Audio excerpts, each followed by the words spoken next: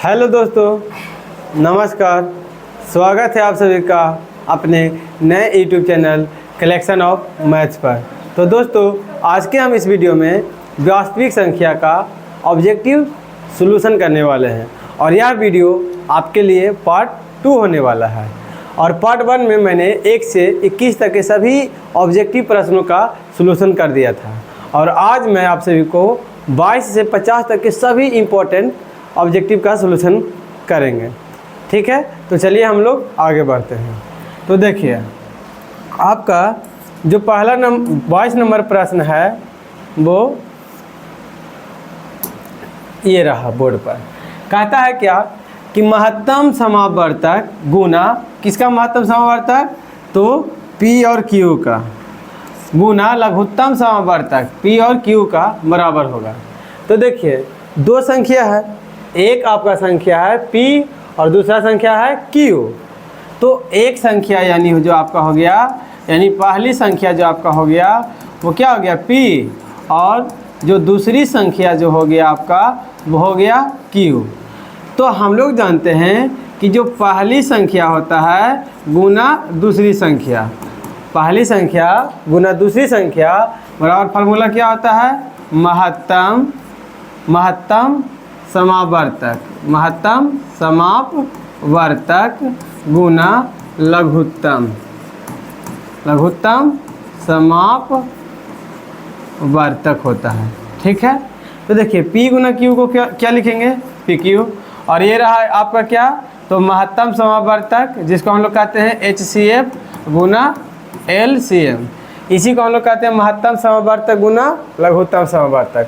तो आपका क्या आ जाएगा, किसके बराबर आ जाएगा, तो P गुना Q के बराबर हो जाएगा। तो आपका राइट आंसर क्या हो जाएगा, ऑप्शन नंबर ए आपका राइट आंसर हो जाएगा। ठीक है, चलिए दूसरा नंबर प्रश्न यानी 23 नंबर प्रश्न आपका कहता है कि दो धन पूर्णांकों A और B के लिए मासा गुना लासा बटा AB, दो धनात्मक पूर्णांक है, क्या है, एक है A और दूसरा है B के लिए मासा गुना लासा बटा AB बराबर क्या होगा। तो हम आपको क्या बताएं कि जो मासा होता है, मासा गुना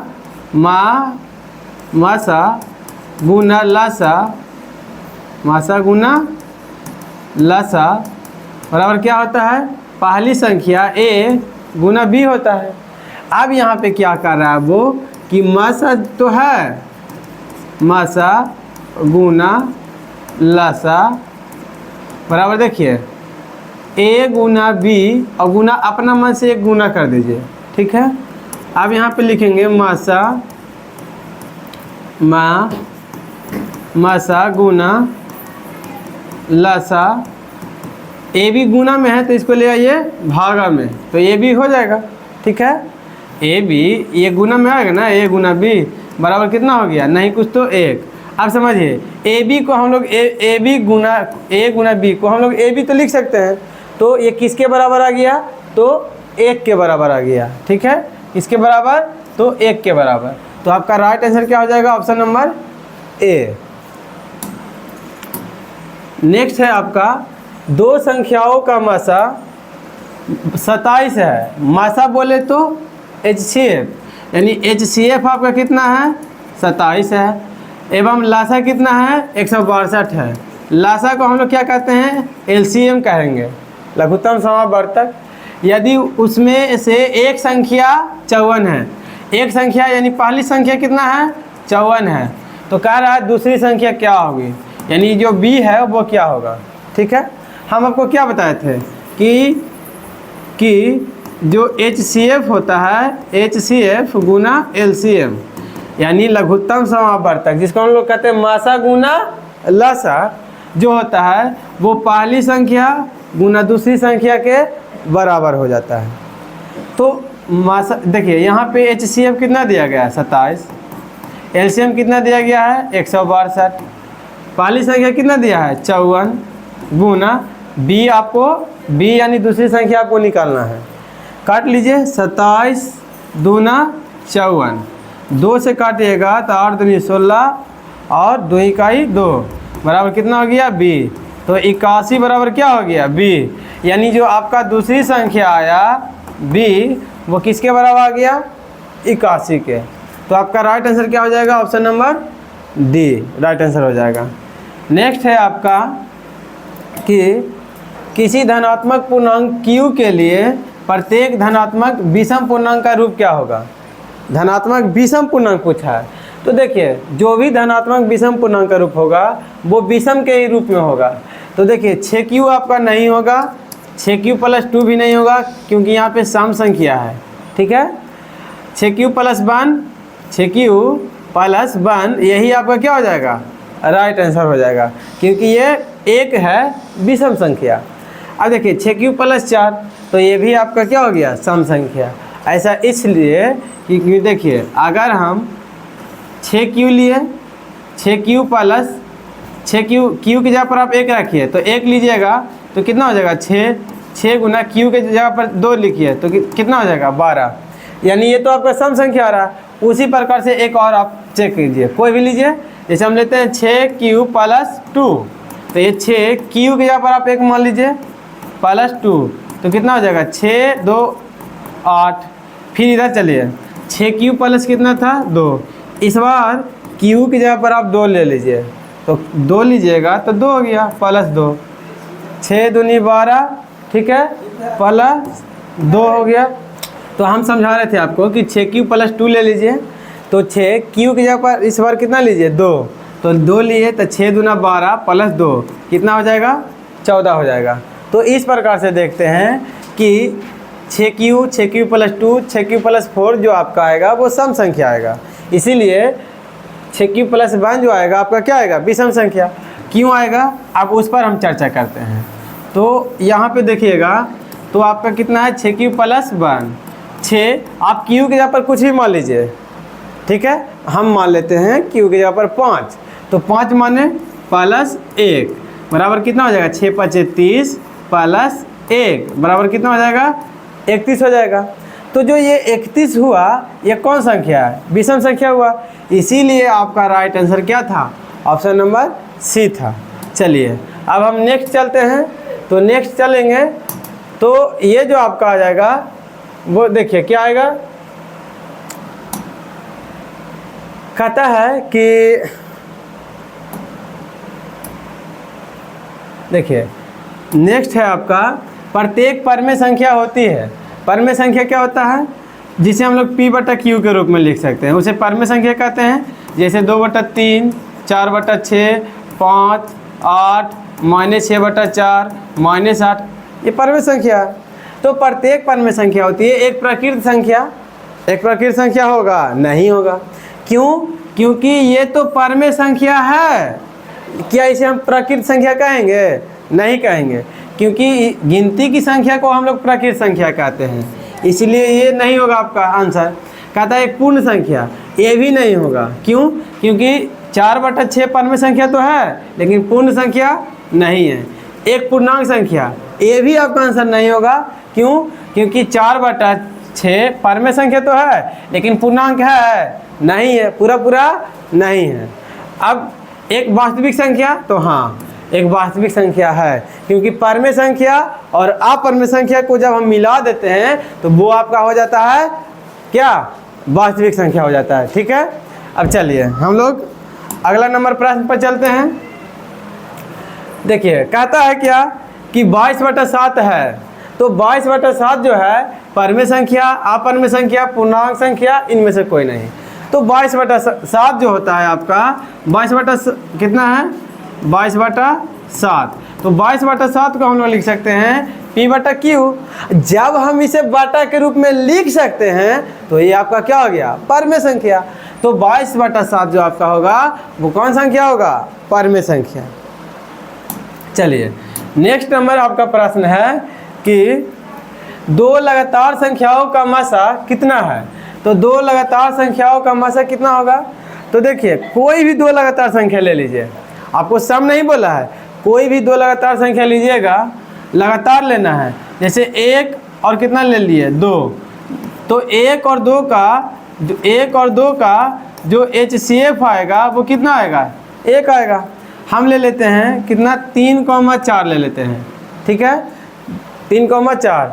तो 3 और 4 का जब एलसीएम निकालिएगा तो कितना HCF निकालिएगा तो कितना हो जाएगा, 1 से लगाइए 3 मरतबे कट गया, तो HCF आपका कितना आ रहा है 1, यहाँ पे भी HCF कितना आया 1। अब कोई भी दो लगातार संख्या लीजिए, उसका HCF निकालिएगा तो कितना आएगा 1 आएगा। तो इसलिए आपका राइट आंसर जो आपका होगा वो ऑप्शन नंबर डी हो जाएगा, ठीक है। चलिए नेक्स्ट है आपका, यदि A और B अभाज्य संख्याएं हैं तो A और B का लसा क्या होगा।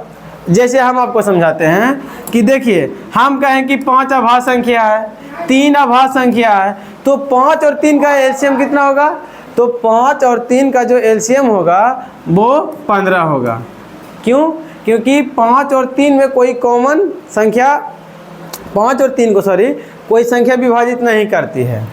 तो 5 को हम लोग लिखेंगे कितना, तो इसका जो एलसीएम आएगा 5 और 3 का जो एलसीएम आएगा वो कितना आ जाएगा 15 आ जाएगा। हम लोग जानते हैं कि कोई संख्या का जब अभाज्य गुणनखंड नहीं होता है कोई दो संख्या का, तो हम क्या कर देते हैं उसको गुणा कर देते हैं, वही हमारा एलसीएम हो जाता है। तो यहाँ A और B अभाज्य संख्या का लसा क्या होगा, तो A गुना B के बराबर हो जाएगा। तो A गुना B को हम लोग क्या लिखेंगे, AB लिखेंगे, और AB आपका क्या हो जाएगा, राइट आंसर हो जाएगा। चलिए नेक्स्ट नंबर आपका प्रश्न है, निम्नलिखित में कौन सी अभाज्य संख्या है। तो हम आपको बताए थे अभाज्य संख्या उसे कहते हैं जो एक और स्वयं के अलावा किसी और से ना कटे, उसे हम लोग क्या कहेंगे, अभाज्य संख्या।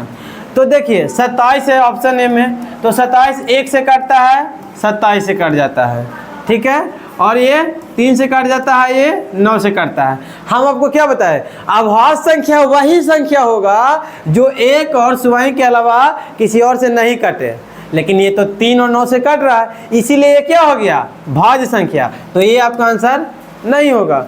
चलिए ऑप्शन बी में है 35, 35 को चेक करते हैं, तो 35 आपका 1 से विभाजित होता है, 35 से विभाजित होता है, 5 से विभाजित होता है, 7 से विभाजित होता है। एक अब एक और स्वयं के अलावा किसी और से विभाजित हुआ तो वो क्या हो गया, भाज्य संख्या, इसीलिए ये भी आपका आंसर नहीं होगा। अब जैसे देखिए 13, तो 13 1 से विभाजित होता है और 13 से, एक और स्वयं के अलावा किसी और से नहीं करता है, इसीलिए 13 आपका क्या हो गया, भाज्य संख्या, सॉरी अभाज्य संख्या। अब देखिए 56, तो 56 2 से भी करता है, 28 से भी करता है, इसलिए आपका जो अभाज्य संख्या होगा वो क्या हो जाएगा, 13 हो जाएगा, ठीक है। चलिए नेक्स्ट नंबर प्रश्न है आपका, 45 और 60 का मसा है। तो 45 और 60 का मसा क्या होगा, तो देखिए 45 को हम लोग लिखेंगे, देखिए 2021 में आया था, जबकि ये बहुत सिंपल प्रश्न है, बच्चा वाला जो 5-6 में हम लोग पढ़े थे। तो 45 जो होता है, 45 को हम लोग क्या लिख सकते हैं, तो 45 को लिख सकते हैं, आप डायरेक्ट बना लीजिए भाग विधि से, 60 हो गया, एक मरतबे लगेगा 45, बचा कितना, तो 15, 45 उतारेंगे तो 15 तिया 45, कट गया तो कट जाएगा। तो ये जो आपका लेफ्ट साइड वाला होता है वो आपका HCF हो जाता है, ठीक है, HCF बराबर कितना हो गया, 15 हो गया। तो आपका राइट आंसर क्या हो जाएगा, 15। चलिए नेक्स्ट है आपका कि सहअभाज्य संख्याओं का मसा क्या होता है। पहले समझिए कि सहअभाज्य संख्या क्या होती है। तो वैसी दो संख्याएं जिनका HCF 1 होता है उसी को हम लोग सहअभाज्य कहेंगे। जैसे 1,3 का जब HCF निकालिएगा तो इसका जो HCF आएगा यानी महत्तम समावर्तक वो कितना आ जाएगा, 1 आ जाएगा। तो इसीलिए दो कहता है सहअभाज्य संख्याओं का मसा कितना होगा, तो सहअभाज्य संख्याओं का जो मसा होता है वो कितना होगा, 1 होगा। इसीलिए इसका राइट आंसर क्या हो जाएगा, ऑप्शन नंबर बी। चलिए नेक्स्ट नंबर जो आपका प्रश्न है कहता है कि 144 के अभाज्य गुणनखंड में 2 का घातांक क्या होगा। तो सबसे पहले 144 का हम क्या करेंगे, अभाज्य गुणनखंड करेंगे। अभाज्य गुणनखंड करेंगे तो कितना हो जाएगा, देखिए 2 से लगाएंगे तो 7, 2 72 हो गया, फिर 2 से लगाएंगे तो 36, 2 से लगाइएगा तो 18 दूनी 36, फिर 2 से लगाएंगे तो 9, फिर 3 तिया के 9, तो 144 बराबर कितना आ रहा है? 2 गुना 2 गुना 2, 1 2 1 1 2 3 4 4, 1 2 3 4 और गुना 3 गुना 3 है, तो 2 के पावर 4 गुना 3 के स्क्वायर। हमें क्वेश्चन में 2 का घातांक पूछा है, तो जब 2 का घातांक पूछा है तो इसीलिए राइट आंसर आपका क्या हो जाएगा? 4। कितना हो जाएगा? 4। Option number C. समझ में आ गया? चलिए नेक्स्ट है आपका कि किसी पूर्णांक p के लिए प्रत्येक सम का रूप क्या होता है? तो सम का रूप क्या होगा? तो आपका जो सम का रूप हो जाएगा वो क्या होगा? 2p हो जाएगा। ठीक है, सम का जो रूप होगा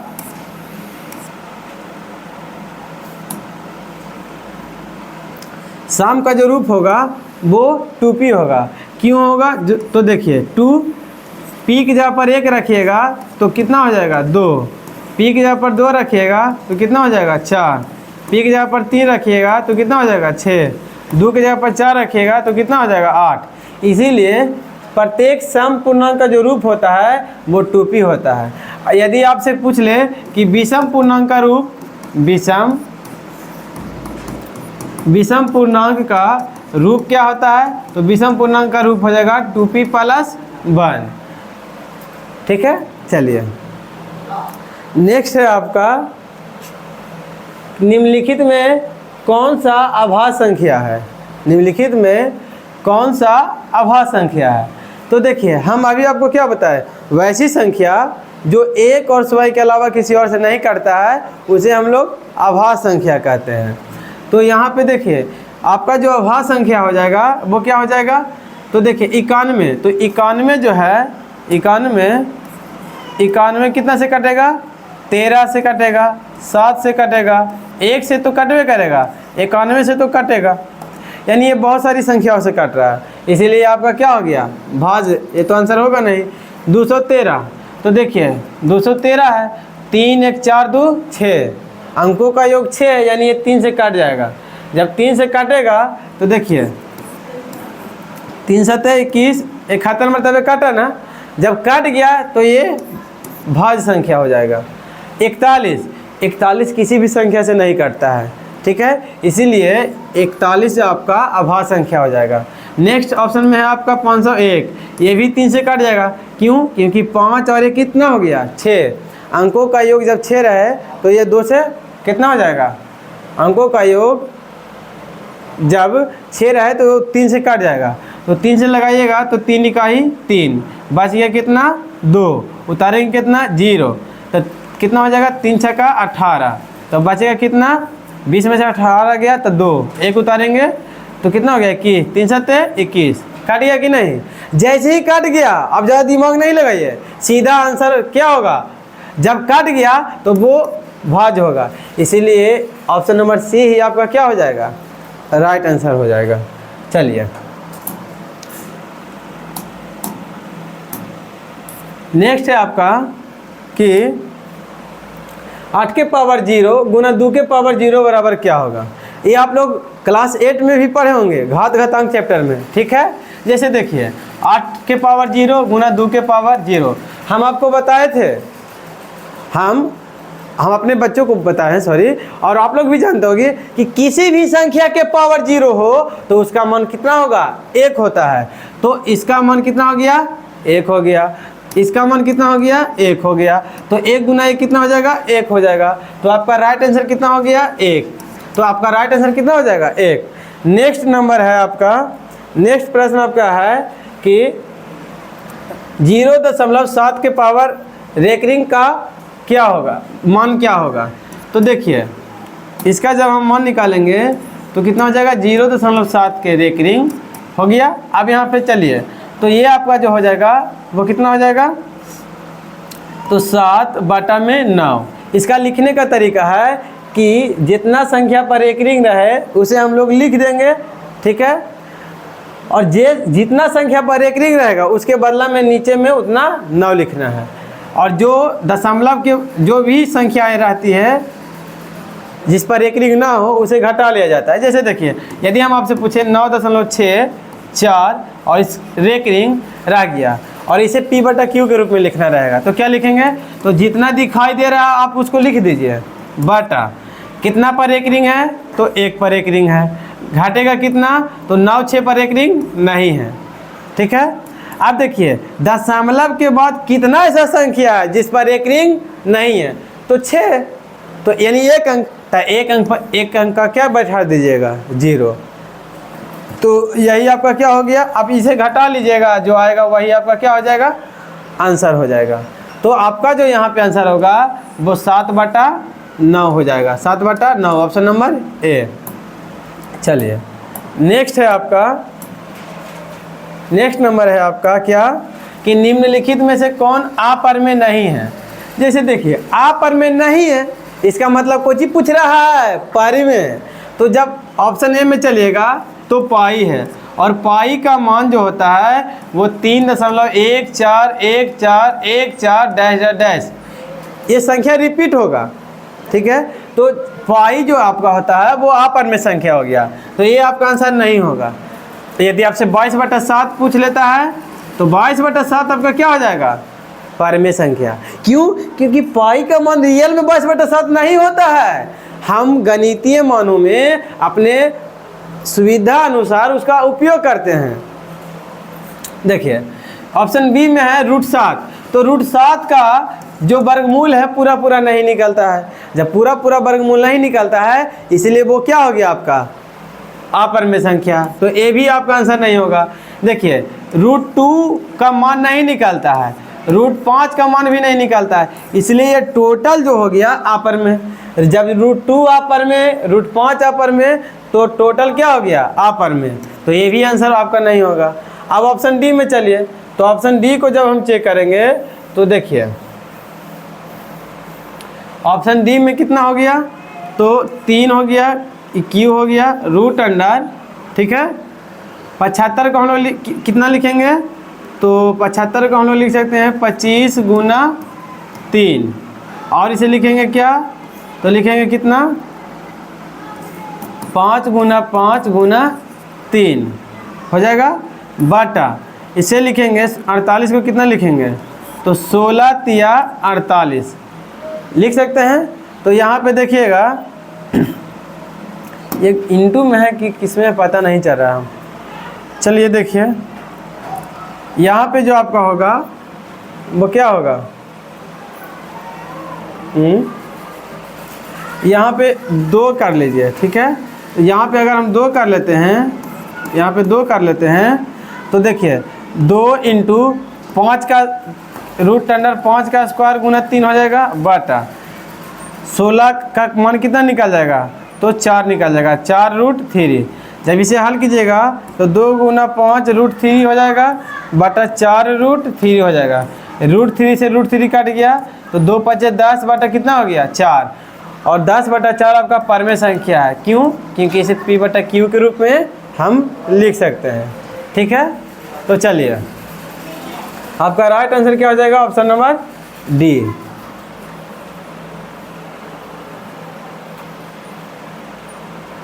नेक्स्ट है आपका कि निम्नलिखित में किसका दशमलव प्रसार अशांत है।